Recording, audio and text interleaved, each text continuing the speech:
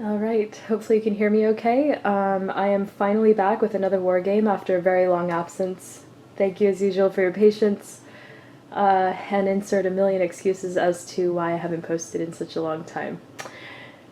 All is well.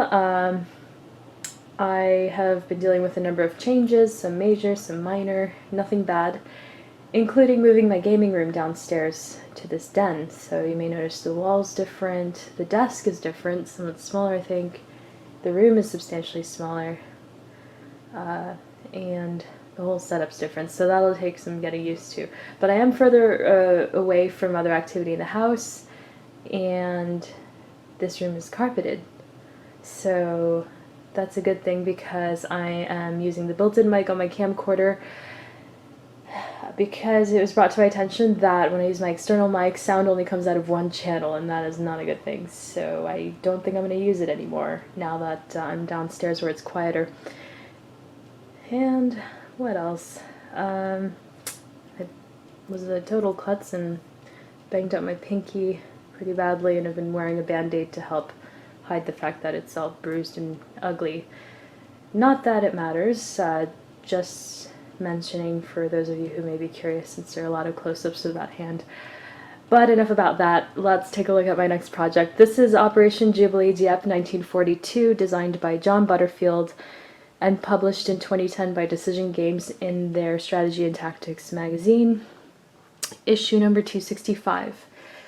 This uses a simplified version of the D-Day at Omaha Beach system, a game introduced a year prior to this. A boxed game, bigger, more complex, but also designed for solitaire like this, and similarly uses a diceless combat system, but in that game you have cards, whereas here we use a chit pull mechanism to resolve things. And since then, there quite recently have been at least 2 other games, boxed games, that have come out based on the full version of the system.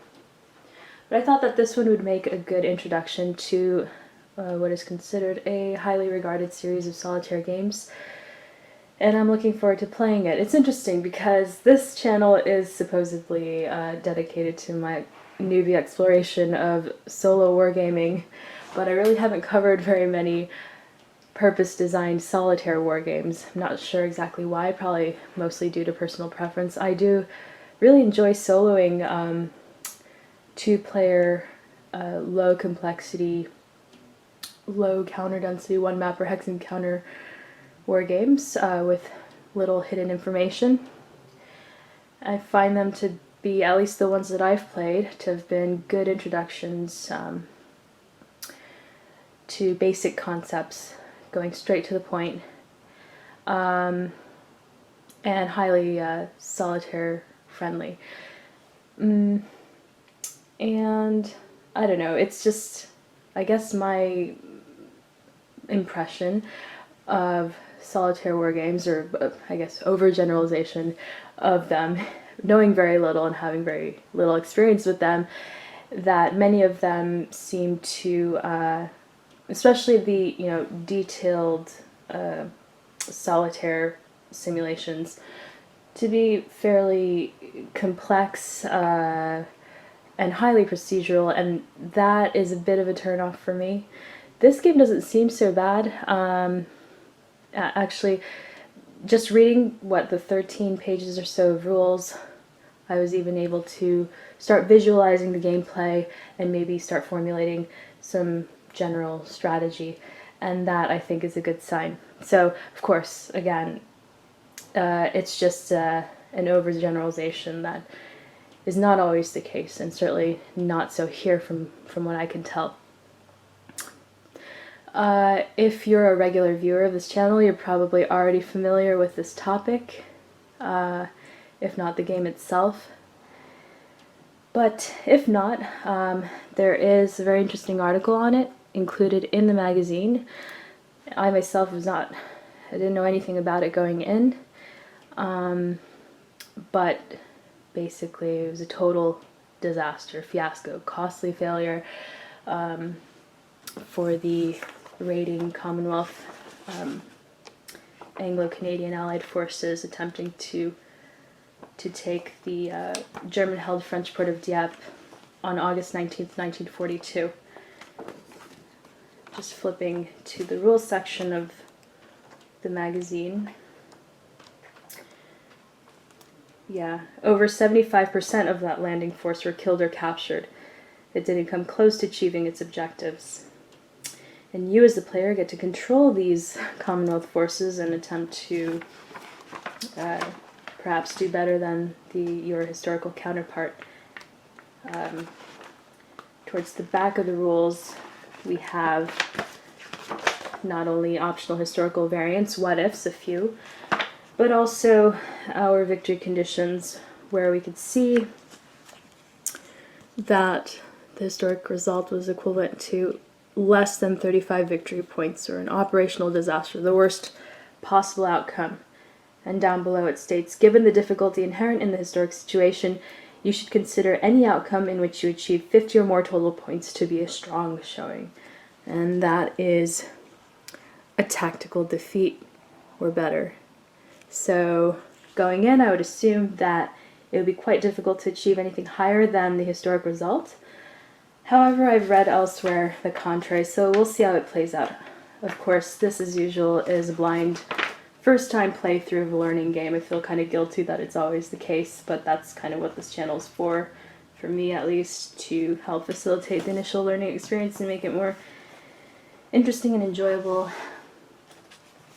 But as usual, please take a look at the description box below, not only this video, but all of my videos, to see a compilation of mistakes, mostly those of which I've caught along the way, and others that have been pointed out to me.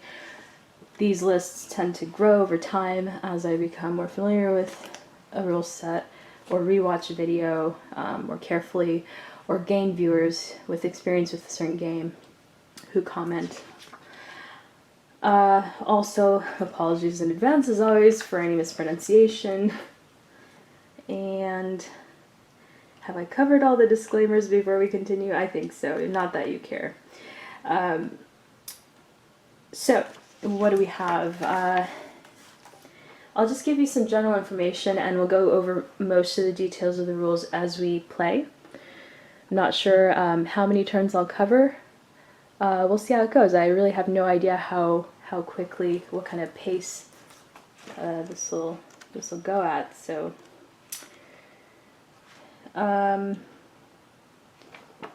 this is not your standard one mapper.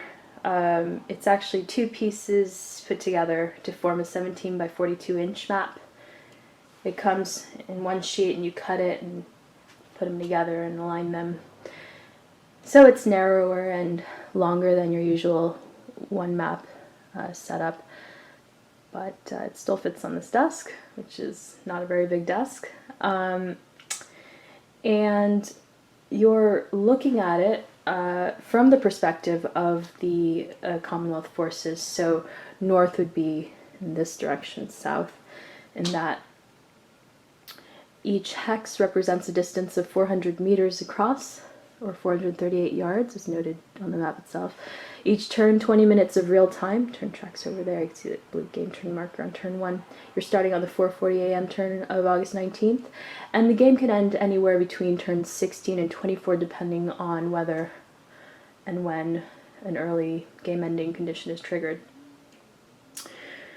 We have 3 separate sectors of map. The main map here with Dieppe town and surrounding areas, Blue Beach, Green Beach, and the rear. Each of these areas are demarcated by a dotted yellow area boundary line. We'll take a look at the terrain effects key later on. We have beach landing boxes for blue, red, white, and green down here. And then over here is a separate section over to the left, to the east, for yellow beaches with their corresponding landing boxes, and over here orange beaches with their landing boxes as well. And there's no traveling between the various sectors. I have the game mostly set up. I've set up the German units in their starting locations. These starting locations are predetermined. However, The units themselves are placed face down with their unrevealed sides up and shuffled and randomly assigned to those locations. They do have little letters on the unrevealed sides showing which areas they begin in, as well as their unit type, whether they're coastal detachments, infantry, anti-tank, engineer, artillery, HQ. Where is it there? I haven't studied these counters, nor have I studied these over here, which are unrevealed German depth markers that will come into play, or any of the details of the events that could trigger. So this is, as usual, not really focusing on optimal play or anything, just trying to get as many of the rules right as I can, and try to just enjoy myself here. And so what do we have? We also have these are my own pieces, through the ages, yellow wooden cylindrical bits, placed on each of the objective hexes that are worth victory points, as noted on the hexes themselves, ranging from 2 to 5. One of our main goals is to try to destroy these objectives. And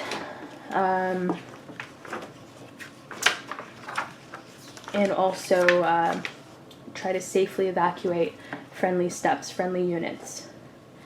And for the most part, those two things put together will total up to our final score at the end. And your victory level can range from operational victory, there's a draw possibility, and all the way down, as we know, to operational disaster. And the units themselves are mostly companies, I believe. And I have not yet finished setup. There's one more variable aspect to this setup, and that is the number of commando units that actually make it to yellow and orange beaches respectively, and the number of transport points that those beaches begin with. Transport points, there's a track for each beach, and they determine basically the rate at which you can evacuate units once we're in certain areas entered evacuation mode later. That's triggered later on in the game when certain conditions are met. So what we're going to do is zoom in, take a closer look at the terrain key, I suppose, maybe some of the charts and tables that are on the map, and jump right into the first phase of the sequence of play.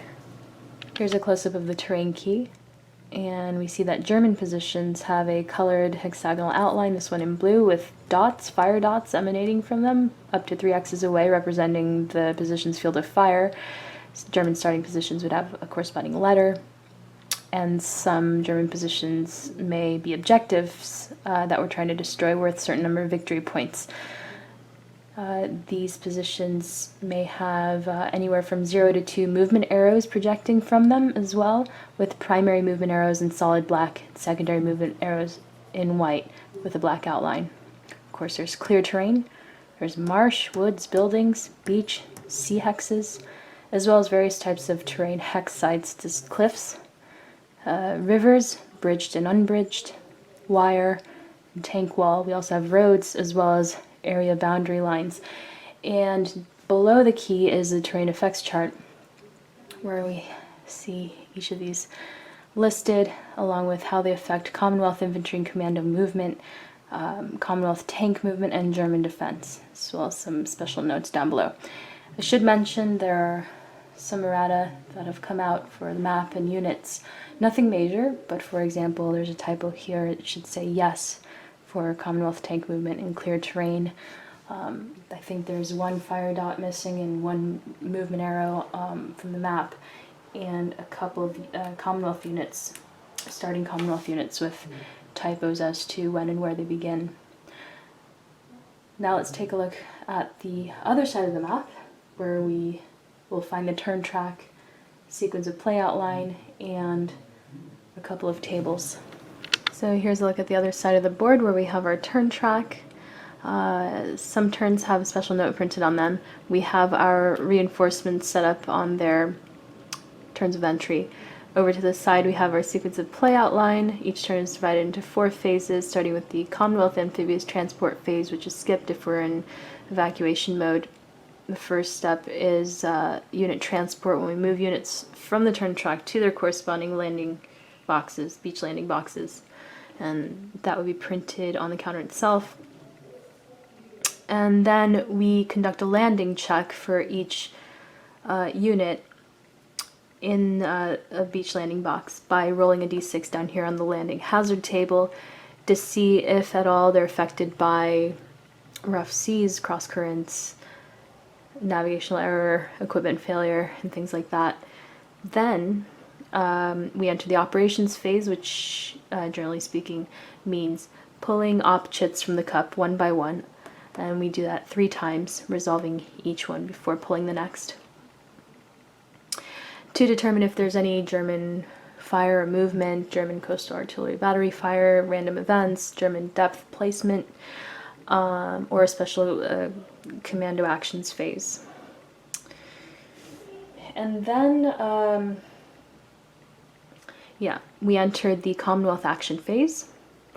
The first step is beach landing and evacuation. So this is when units that are in beach landing boxes would move ashore, or once we're in evacuation mode, they could be moved to the evacuated units box instead, regardless of transport points. And then we enter the Commonwealth actions step. This is when each unit can conduct up to 1 action, including move, attack, or in the case of a Commonwealth tank within range of an enemy unit, conduct a barrage. They can destroy objectives that they occupy at the time. They can board transport. And by the way, barrages are resolved rolling a d6 on the Commonwealth tank barrage table over here. And in the rulebook itself, you'll find not only the German fire priority summary, but also the Commonwealth attack table as well. I guess it's more of a chart. And then we, before ending the turn, would conduct a recovery step, removing disrupt markers. Alright, so let's finish setting up by rolling on the Commonwealth Commando Disposition table, which is embedded within the rules here. We roll a 2, which means that we get 3 of our 5 commando units arriving at Yellow Beaches, only 2 of the available 4 transport points there, similar to what happened historically. And then we have all 5 of our commando units available for placing at Orange Beaches, and all 4 transport points there. So let's roll to determine which units begin in the evacuated units box from the yellow commando units. The first one and the second, these top 2, both from yellow 2. So those could count towards our final score. And that means all 3 remaining units are coming in at yellow 1.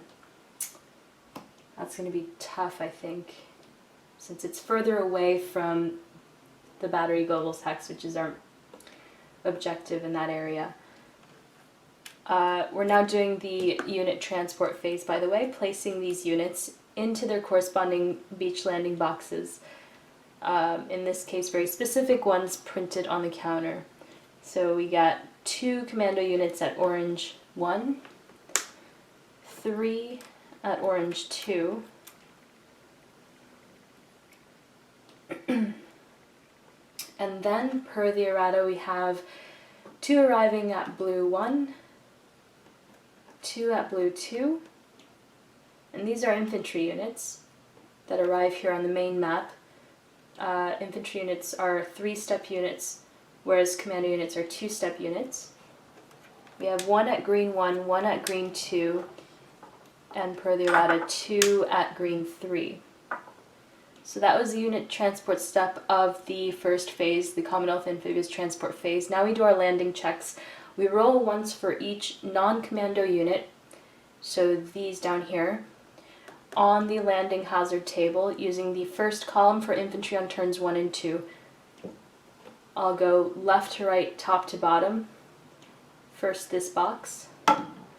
3, that's going to be a drift 1 box west, or to the right in this case. Next, a 4 is drift 1 box left, to the east. Now this box, top to bottom, 1 is delayed, and the other one gets a 6 for no effect, so these are going to stack here.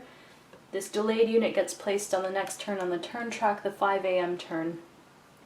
Now for the infantry units arriving at Green Beach. First unit. We get a 2 for delayed, another 2 for delayed, a 3 for drift 1 right, and a 3 for drift 1 right again. So another 2 units get placed back on the turn track for next turn. No disrupted units, which was the other possible result. So now we do our operations phase, and it states on the turn track for the first turn, the 4:40 a.m. turn, draw just 1 Op Chit.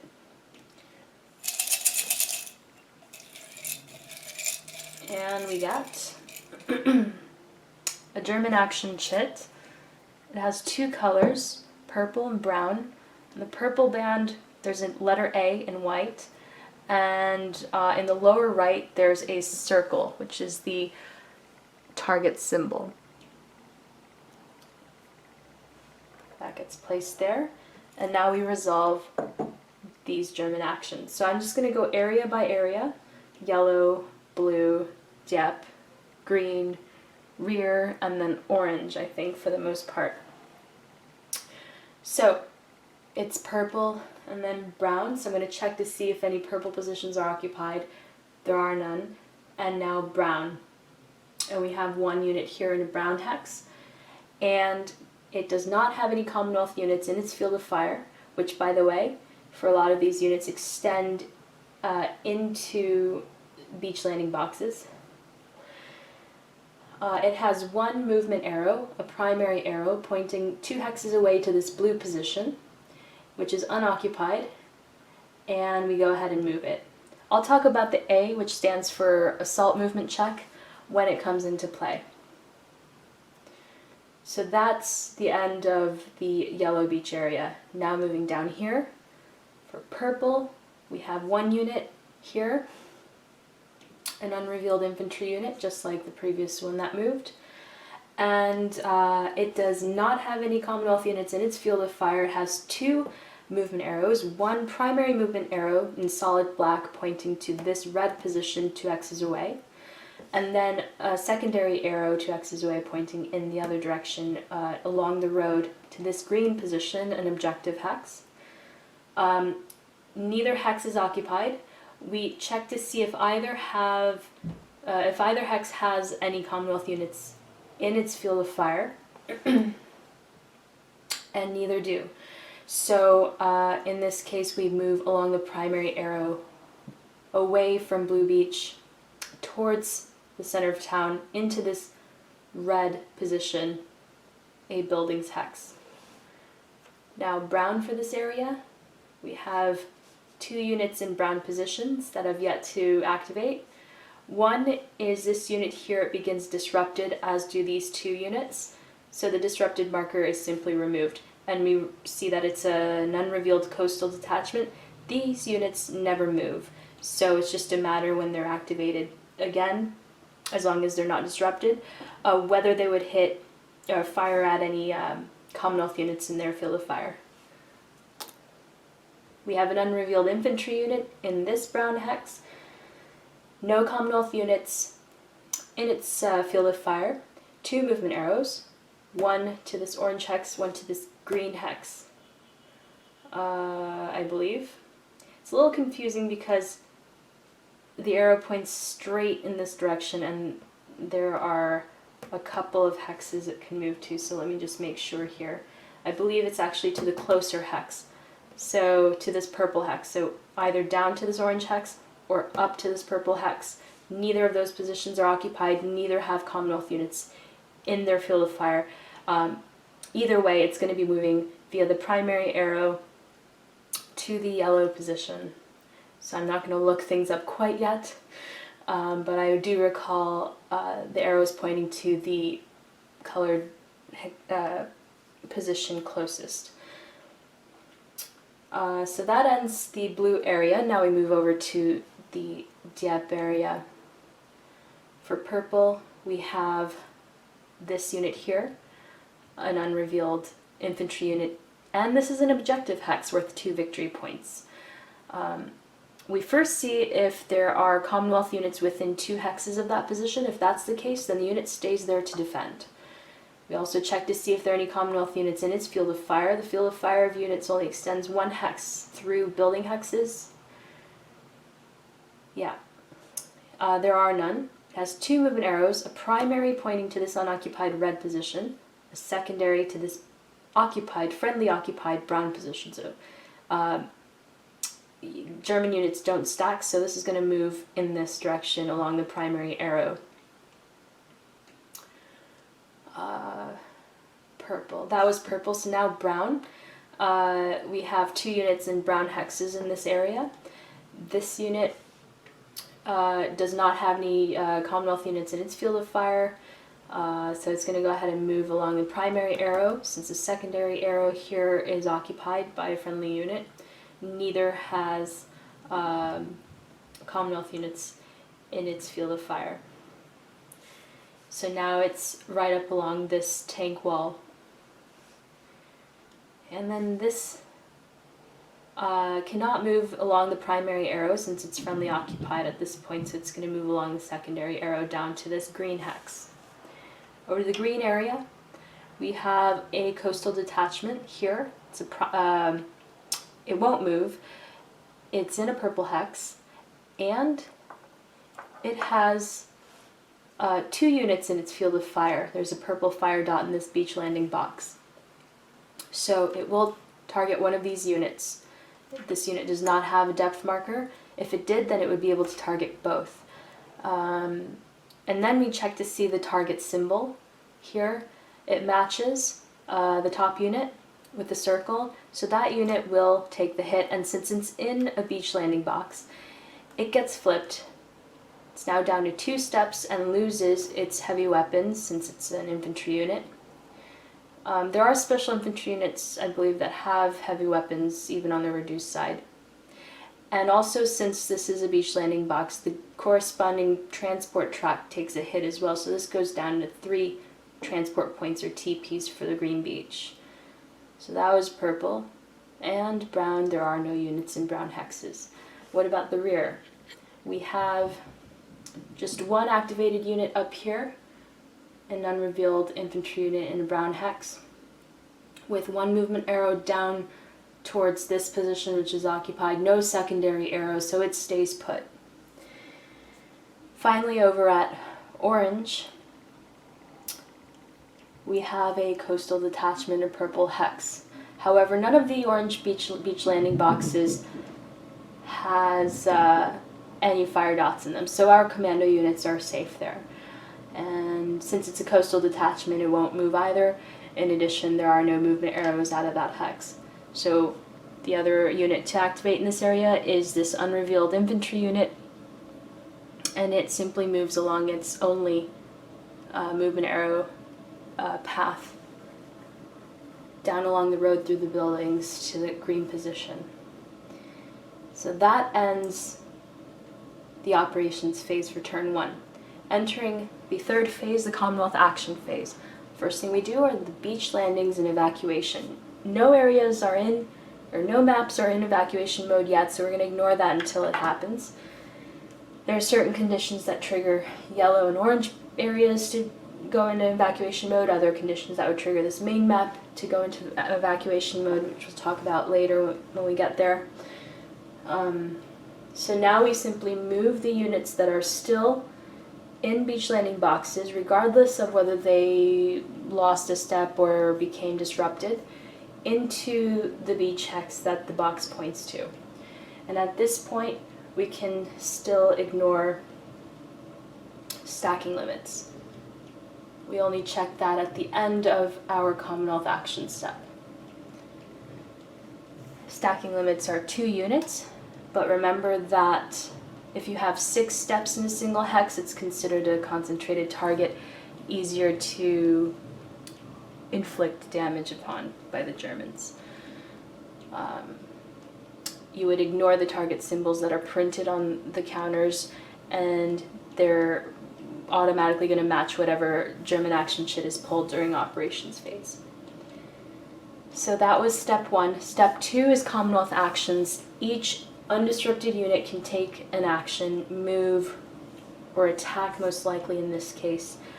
We would have to begin in an objective hex in order to be able to spend an action to destroy it, and only tank units can conduct barrages, and we have none. I think the first arrive here on the turn 3, as long as they're not delayed.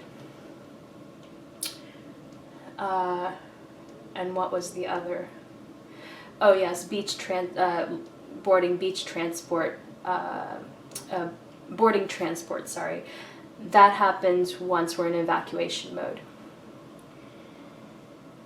Alright, so let's just start over here at Yellow Beach 1, where we have a stack of 3 commando units temporarily overstacked.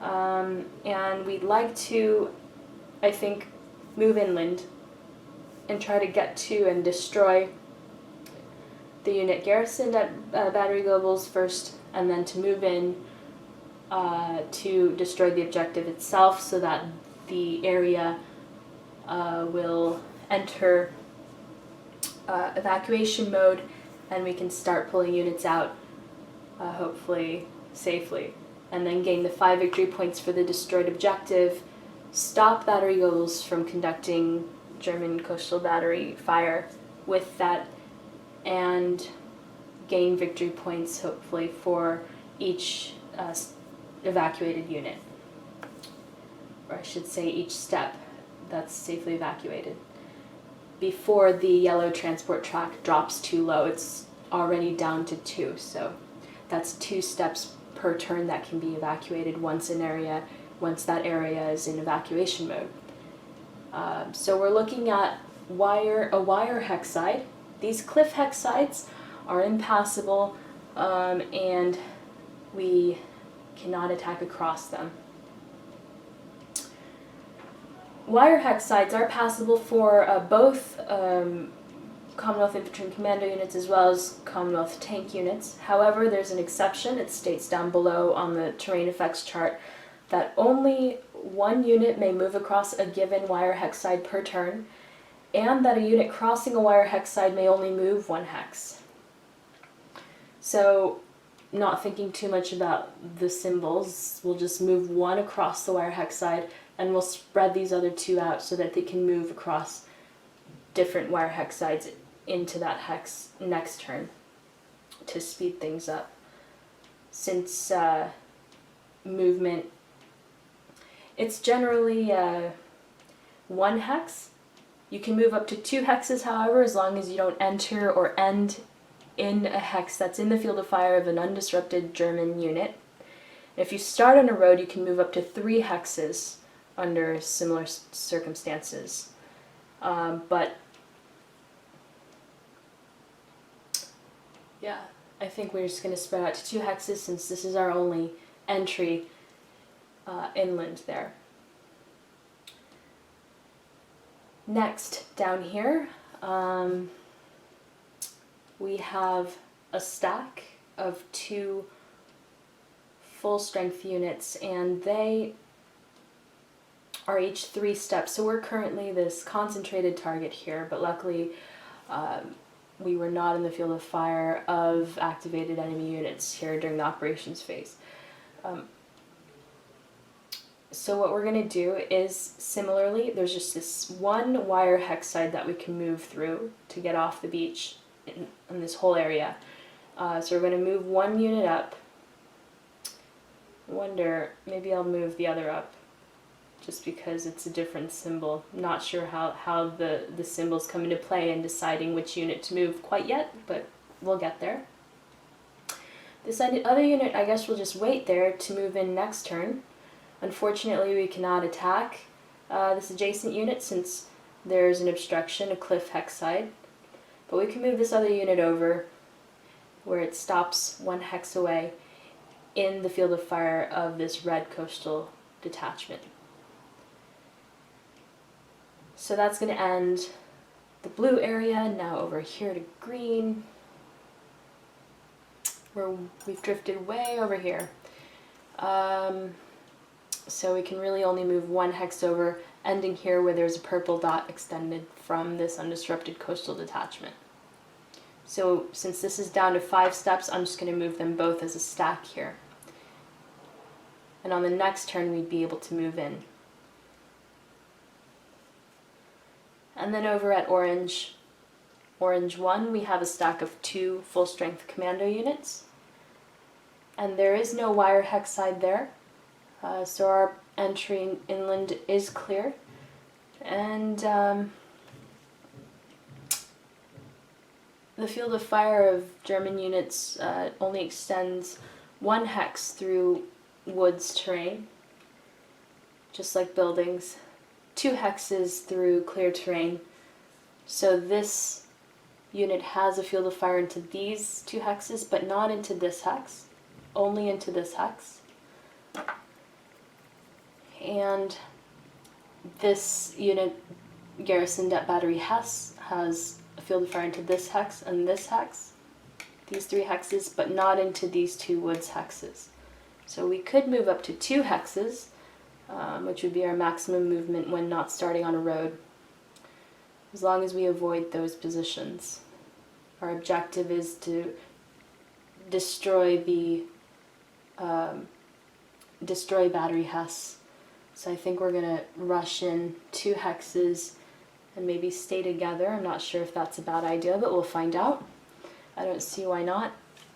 And then over here at Orange Beach, we have a stack of 3. We're currently overstacked, and we're currently a concentrated target, but luckily back here when we were in the beach landing box during the operations phase, there were no active fire dots or any fire dots there.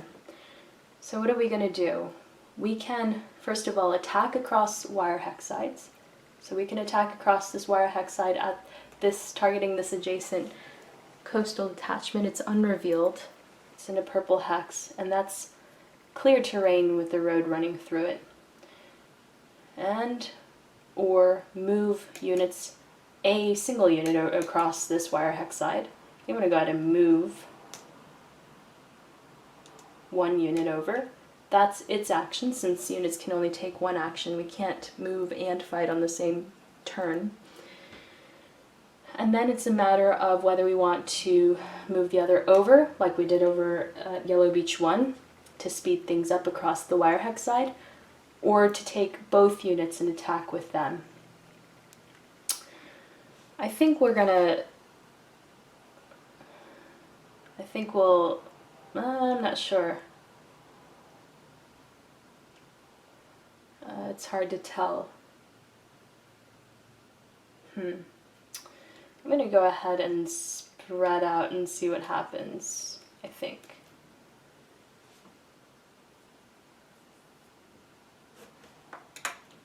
Taking a look at the Commonwealth Action Results flowchart thing here and seeing what kind of situation. So there's a possibility that the unrevealed coastal detachment would have a tactical requirement, but the special ability of commando units is that you can, when you're attacking with one or more, you can ignore up to 1 tactical requirement. I don't think a single unit has more than 1, so I'm not worried about that. So that would be a yes, and the German unit is alone. The worst, if the attack strength is less than or equal to, the German unit would gain a depth. So if that's a 3 strength coastal detachment, which I guess is possible at this point, I don't know, we really don't want that to happen. So maybe I should stay here and we'll use both units to attack with. We have a total attack strength of 6. Let's flip it. We would have been okay with just 1. Note to self, these coastal detachments may be lower in general in defensive strength. So we meet, the defending unit has no tactical requirements, so that's a yes. And we're at least double its strength. It's alone in the hex, meaning it has no depth marker, so it is eliminated. There's no advancing after combat in this game. So we just stay there.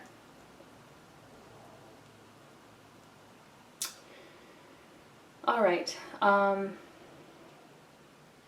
that ends the Commonwealth action step. Now recovery. If there were any disrupted units, disrupted Commonwealth units with these red markers, those would get removed. And that ends the turn. So we're entering turn 2, the 5 a.m. turn. Unit transport, these 3 units that were delayed. So let's see. B2, G1, and G2. Landing checks for those 3 infantry units left to right. Still on the first column for the landing hazard table. A 3 is drift 1 right. A 1 is delayed, oh no. Can we get a drift left, a 4? No, that's a drift right. So this joins this giant stack that will attempt to land on the next turn. This gets set aside. It doesn't get placed back in the cup. That happens at the end of a turn that states return Op Chits, which I think the first one of those would be turn 6:20 a.m. turn. Unless the chit says remove on the bottom, those get immediately removed from the game, never to return. And now we do our operations phase, and this is when we start drawing 3 Op Chits per turn. So that's 3 potential German activations, for example. And a unit that was activated before can be activated again on another draw. However, a single Commonwealth unit can never take more than 1 hit per German activation. So our first chit. It is a German activation chit. Here we go. So I don't have to read it every time. And that goes here. Brown, red, diamond. There are no tanks on the board, so I'm going to ignore the symbol. Starting at yellow. Brown, red, nothing happens. Those are all blue or orange hexes that are occupied. Down here, we have a brown, this coastal detachment, no units in its field of fire, it does not move. And we have a red here, another coastal detachment, and it has several units, 3 units in its field of fire, 2 of which are adjacent, and 1 which is adjacent and has a matching target symbol. So that would be the target, and in this case it gets flipped to its 2-step side, and it becomes disrupted. You can see this unit has an HW for heavy weapons on its reduced side. So that gets this red disrupt marker and won't be able to do anything during the upcoming Commonwealth Actions phase. At the end of that phase, the disrupt marker would be removed. And then we have this unrevealed infantry unit in red hex. No Commonwealth units in its field of fire. Primary arrow points to a friendly occupied position, so it's going to move via the secondary up here to green. Now for Dieppe. Brown, none. Red, 2. This disrupted marker is removed. It's an unrevealed coastal detachment. This unit has 2 arrows, both pointing to German occupied positions. It has no units in its field of fire. It stays where it is. And over here at green, none in brown. Both of these are in red. Luckily for us, none of our units are in the field of fire of this coastal detachment, nor in this the field of fire of this unrevealed German infantry unit.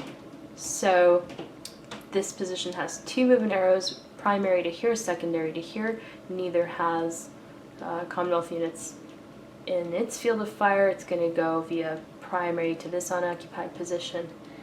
Now for the rear, brown up here, stays where it is, and that's it. And now over to orange, brown, that's this right here, and all 3 of these units are in its field of fire. The one adjacent to it matches the target symbol. It gets flipped and becomes disrupted.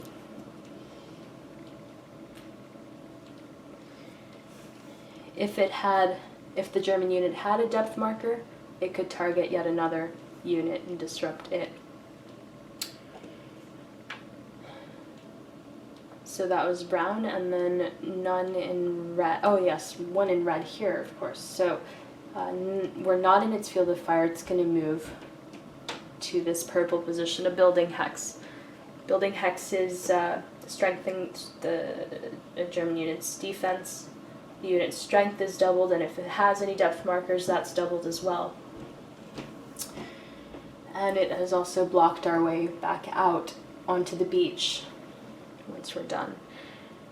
And at the moment we are now in its field of fire. So if we draw purple later on, we'll get fired at.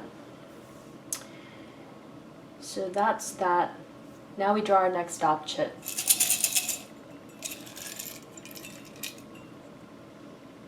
Oh, this is a special one. Commonwealth Commando Actions. It states to remove this once done. And that's good for us because that means our commando units can do stuff. If they're disrupted, we remove the disrupt marker. And if they're not disrupted, they can take 1 action each, just like a normal Commonwealth Actions phase. So, well, we're over here already, so let's go ahead and continue. Move 1 across the wire hex side, and we'll move the other across in this direction.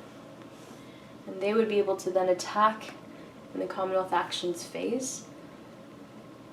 And over here, we can either move and then hopefully attack, or we can deal with this infantry unit that's just moved in behind us. Or a combination of both and split up. I don't really want to get too sidetracked, so I'm going to go ahead and move this stack forward. I'm going to try to eliminate that unit. It's going to take a while because then if green activates, it'll move in and we'll have to eliminate that unit. This unit here is not going to move. We're not in its field of fire anymore because it's beyond the woods. So we'll have to deal with it if we want to exit onto the beach in this direction. Otherwise we can take the road the long way maybe and evacuate in this direction, but that'll take a while because it's further away and there are wire hex sides to deal with. So, well, we did orange. We're kind of going out of order now. Let's do yellow, and it's just the commando units. So we have 3 units over here that can take an action. And let's see.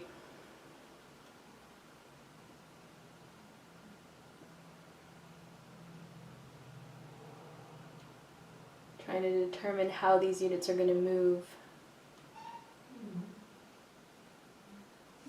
We're 2 activations at least away from a unit entering this red hex.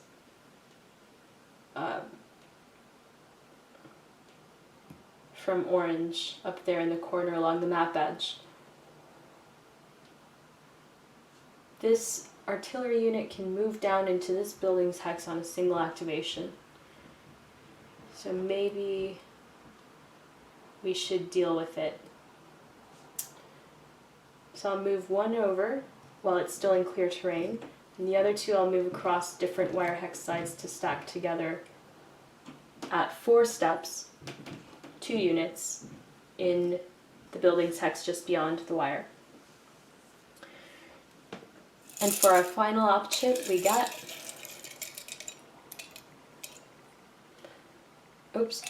another German Action Chit.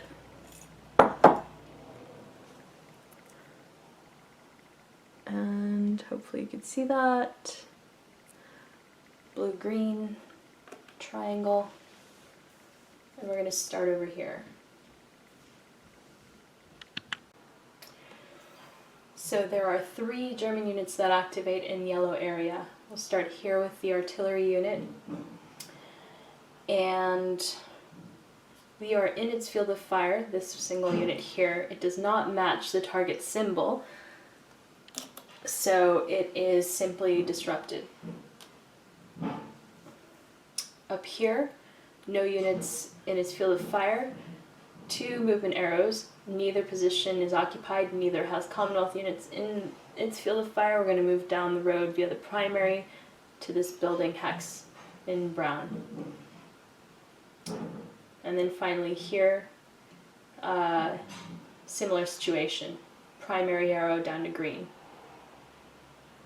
Now over to blue.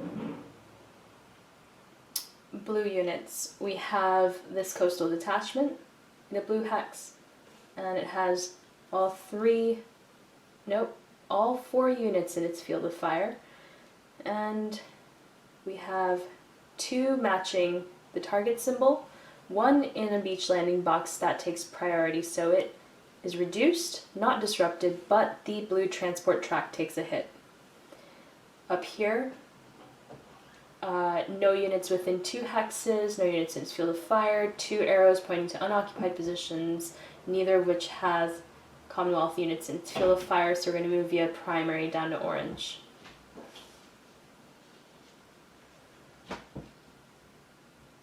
Blue and then green. We have a green unit here. No units in its field of fire, 2 movement arrows, neither of which has Commonwealth units in its field of fire. We're moving via the primary.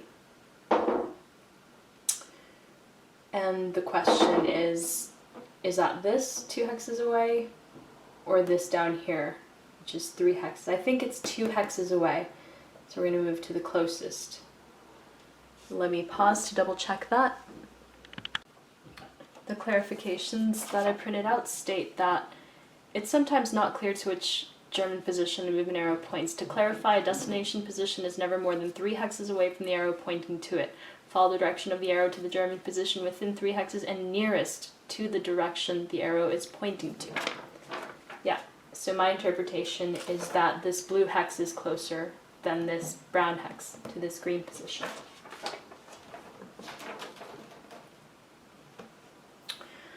Now over to the Dieppe area.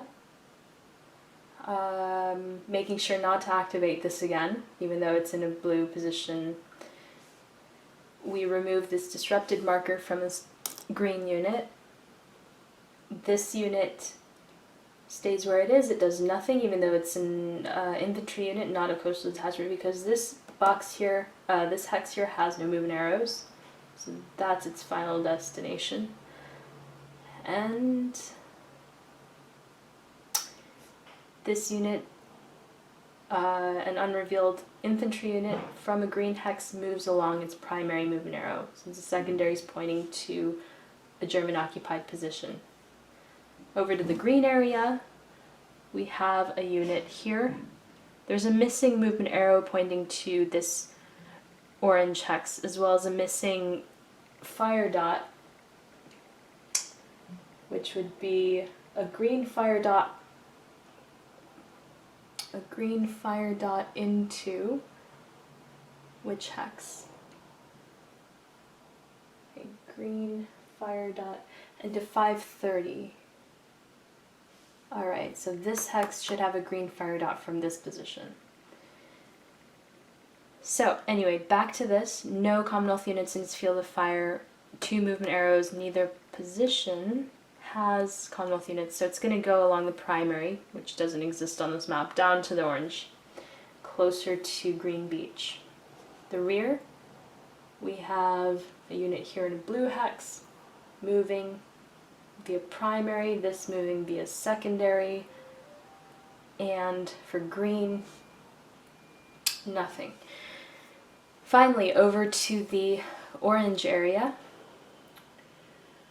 The unit unrevealed infantry in the objective battery Hess hex stays where it is. It has a unit, 2 units in its field of fire, and neither matches the target symbol. So we can choose as the player which one. Otherwise, it would have to go to the unit with the most steps. Both are full strength.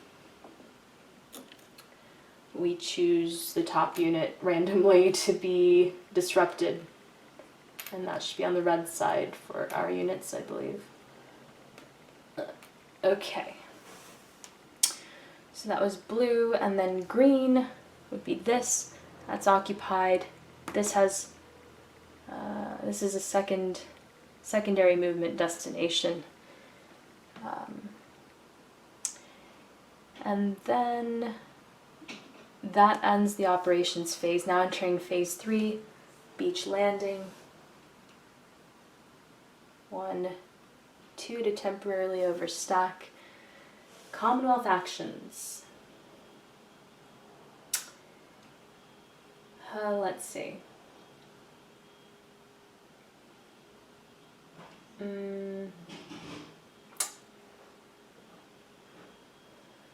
We can move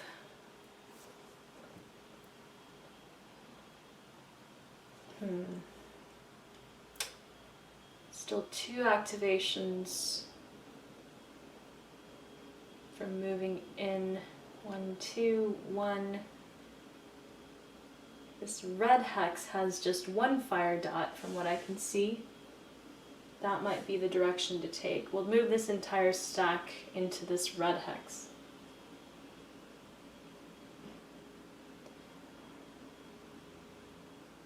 Alright. The other unit's disrupted and cannot do anything. Over to blue.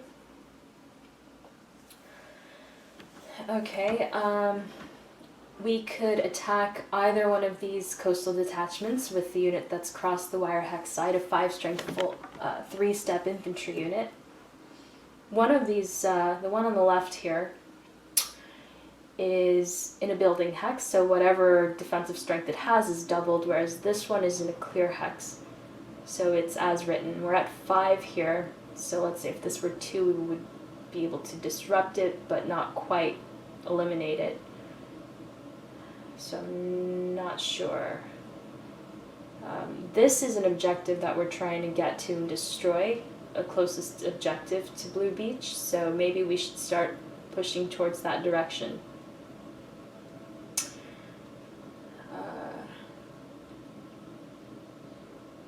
Yeah. This unit can move here. Although, if this orange unit activates, it would move down, and we would be in the field of fire of both of those units, but we would still be in the field of fire of all 3.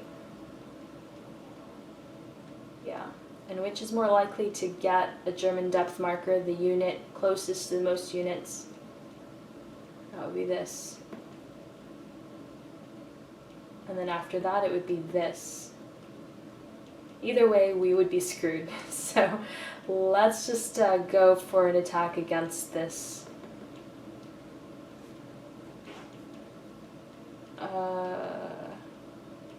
Disrupt. Yeah, we have a better chance of eliminating this unit and a better chance of disrupting this unit. So we're going to go with the former and reveal. It's a 1 strength. We're at least doubled.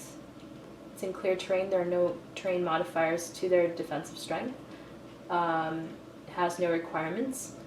And is alone in the hex, so it is eliminated. We do not advance.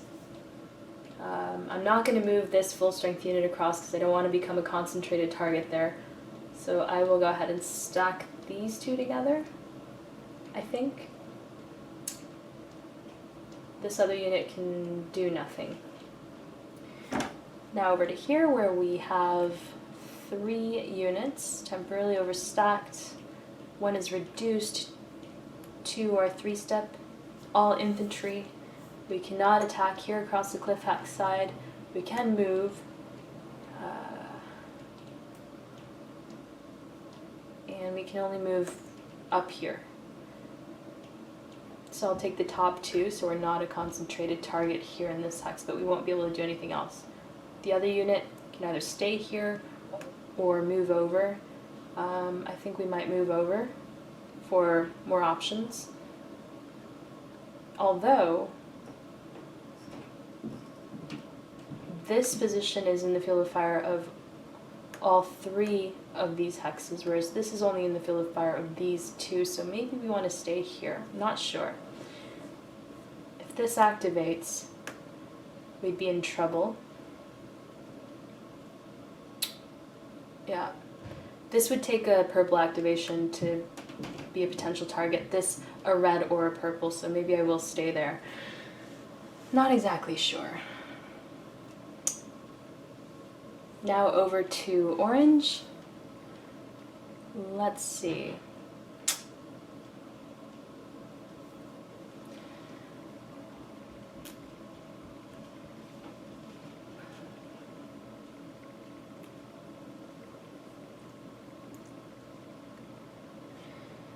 I think we'll attack with this stack, and we'll target this coastal detachment. We're attacking with a total attack strength of 5, 1 reduced commando unit, 1 full strength. They're defending in clear terrain with a strength of 1, no depth, a heavy weapons requirement that's met by either one of those commando units, where more or at least doubled, this unit is eliminated. Then this other unit will move, and it will move along the road 3 hexes, 1, 2, 3. Over here the question is, do we want to try attacking the unrevealed infantry unit at Battery Hess with just 3 SPs? I'm not sure. We would be meeting any tactical requirement because it would be a commando unit, and there would be only 1 at most. The unit is alone. So as long as that unit is defending with less than 3 strength points, it would be worth it. Less than 3. I think it can go up to 3 at least, no? It's hard to tell without knowing the distribution of the defensive strengths of the various unit types. Don't want it to gain a depth marker. We may just have to move and be patient. It really doesn't make too much of a difference whether we stay where we are or move 1 hex over. We definitely want to stay adjacent to the objective so that we could attack it once the bottom unit recovers.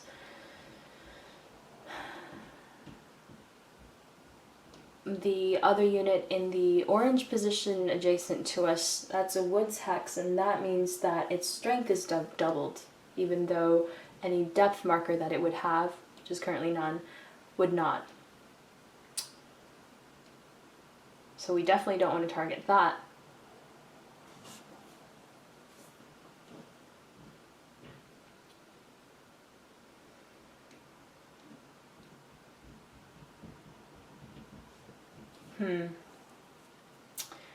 We're gonna go for it.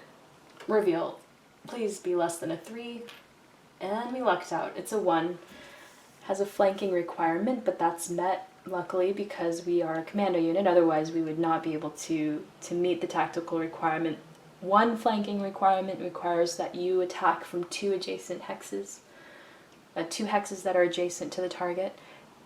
If it had a depth marker with an additional flanking requirement, those 2 hexes that we attacked from cannot be adjacent to one another. Unless we're attacking from, say, more than 2 hexes. And luckily for us, we are more than doubled its strength, so this unit is eliminated. Unfortunately, we can't advance, but we're feeling pretty happy about that. Now for the recovery, removing these red disrupt markers.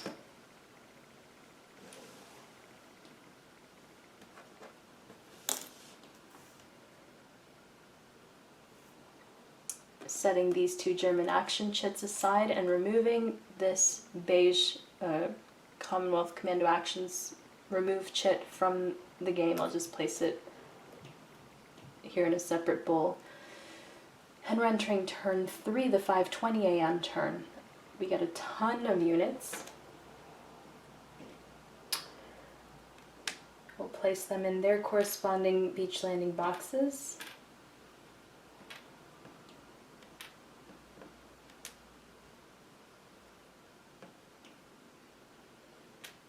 Units arriving at red and white beaches now.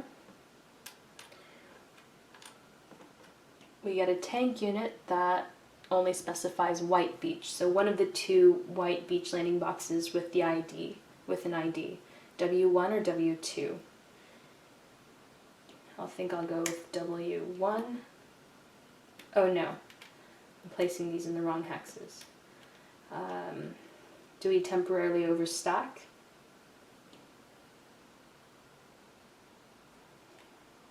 So there's a red and a purple. Purple and a green.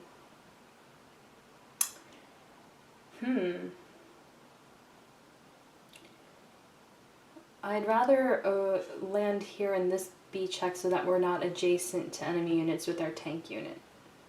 So that's the only reason why I would choose W1. But they would have to, well, we would do our landing checks. And now that we're on turn 3, the infantry units would roll on the second column, and there's a 50% chance that nothing would happen to them. Whereas the tank units always roll on the first column, which you saw in the first 2 turns in actions. So let's see.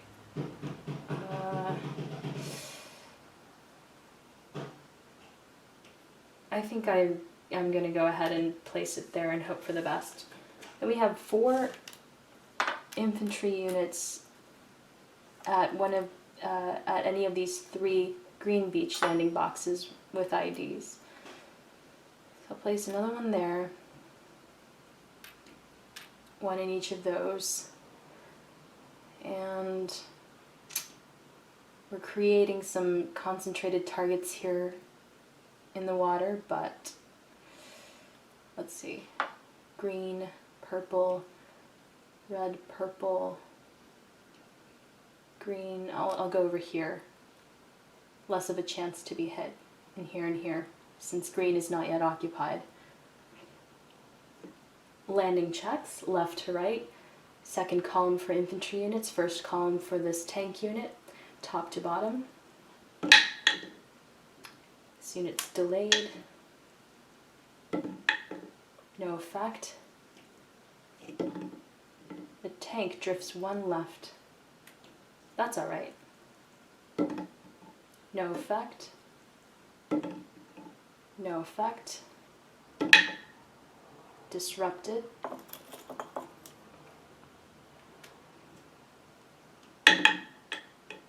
No effect. Drift 1 left. That's good. Delayed. Can we get a drift? No effect. No effect. So 2 units go back on the turn track for turn 4. And these stay where they are for now. Maybe we'll keep them splayed so I can see the target symbols.